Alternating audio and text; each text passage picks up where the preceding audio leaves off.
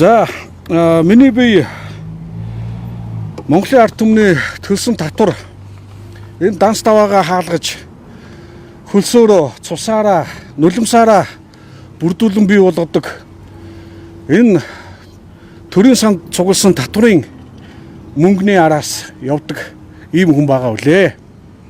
За ингээд хууль зүйн дотоод хэргийн яамнаас MJL корпорац гэдэг энэ компани руу шилжсэн нийт 7 тэрбум 965 сая төгрөгийн асуудлын араас явж байгаа үлээ.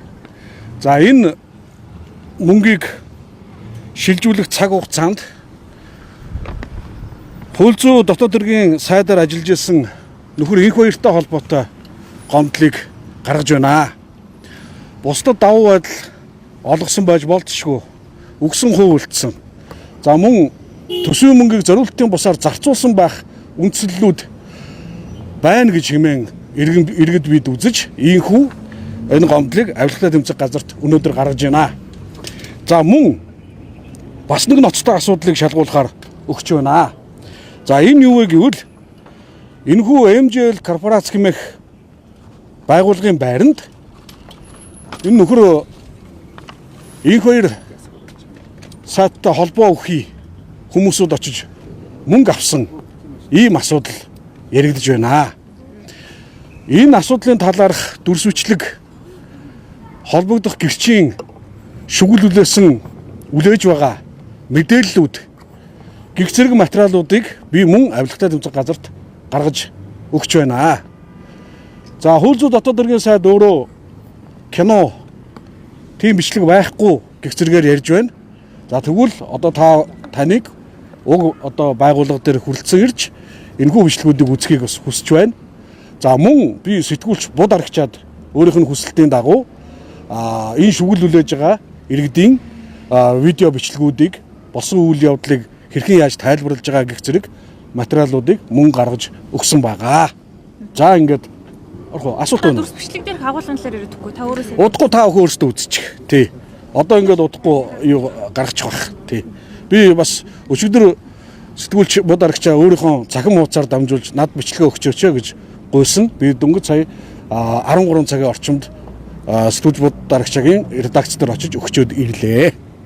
Оюун эрдэнэ гişүү одоо мэдээлэл ихтэй 5 тэрбум төгрөгийн асуудал гарч ирсэн. Одоо таны цахим сүлжээн дээр биснээр бол дахиад одоо тухайн компани руу хуучин амнаас одоо бас 2 тэрбум төгрөг шилжүүлсэн байна гэдэг юм асуулт. Нийтдээ 7 тэрбум 965 сая 931 мянга 12 төгрөгийн ийм асуудал байна.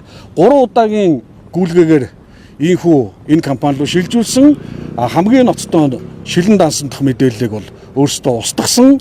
За ингээд шүглүүлээгээд олон нийт рүү мэдээлэл гараад ирэхлэмээс буцаагаад байршуулгатай шүүхийн шийдвэр гүйцэтгэх ерөнхий газрын шилэн дансан дээр нөхөж одоо байршуулсан байна лээ. За эдгээр одоо асуудлуудыг энэхүү хууль хяналтын байгууллагууд маань үзэж шалгах байхаа гэж бодож байна. Энэ асуудлыг юу хизээ мэдсэн юм бол олон одоо тэр нэг шилэн данснаас устгасан байсан гэдэг байгаа шүү дээ. За би энэ гүйлгээг бол яг 2023 онд л өөрөө харж исэн. Тэгээд энэ талаар сэтгүүлч оргилмаа бас тухайн үед мэдээлэл хүргэжсэн. За мөн сэтгүүлч бууд арагчаа энэ мөнгөний асуудлаар нэвтрүүлэг хийжсэн юм байна лээ. Тухайн үед яг ингээд мэдээллийн урсгал одоо хит их учраас бид нар ч бас анзаарахгүй өнгөрсөн тохиолдол байна. За үүний дараа одоо ерөнхий сайд асан оюун эрдэнэ уг байгууллагад хандахдаа ингээд 5 тэрбум төгрөгийн ийм асуудлууд үүссэн байна гэж одоо мэдээлсэн. За эргээд энэ одоо гүйлгээ ингээд нөхөд ингээ харагдахгүй байсан, устгацсан байсан. За ингээд одоо эдгээр үйл явдлууд бол одоо өрнөж байна. Нөгөө компаниг ер нь яг яагаад онцлох болов? Тэ энэ дээрээс бас онцолж харж яасан гэдэг хэлж ш. Нөгөө компанийн талаас бас мэдээлэхгүй. Тэр компани талаар би бол мэдээлэл өгөх боломжгүй шүү дээ. Тий. Тэр чинь одоо хувийн л одоо байдаг л нэг аж ахуйн нэгжүүд. Гэхдээ хууль зүйн дотоод хэргийн яамнаас авлагатай буюу шүүхийн шийдвэрийн дагуу одоо ингэж авах ёстой авлагатай хүмүүс бол нэг 50 орчим тэрбум төгрөгийн одоо авлагатай иргэд аж ахуйн нэгжүүд байдгаа гэж одоо би ийм мэдээлэл авсан. Тэгээд энэ 50 тэрбумын одоо хоригч нарын ер нь хаагур нь одоо гараад өнгөрсөн бол бас гайхчил байна. Тэгэхээр ингээд энийг бол одоо шалгуулмаар байна тийм ээ. Дүрс хүчлэгийг бол шүглүүлэгчээс авсан. Тэгсэ тий.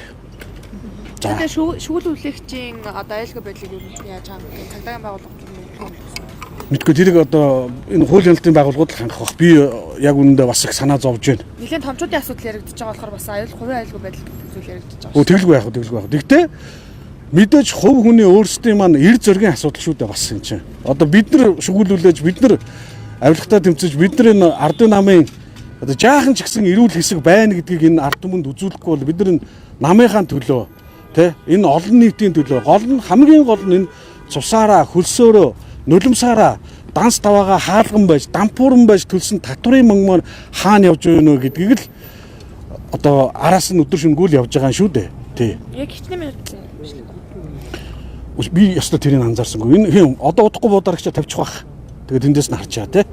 За баярлалаа.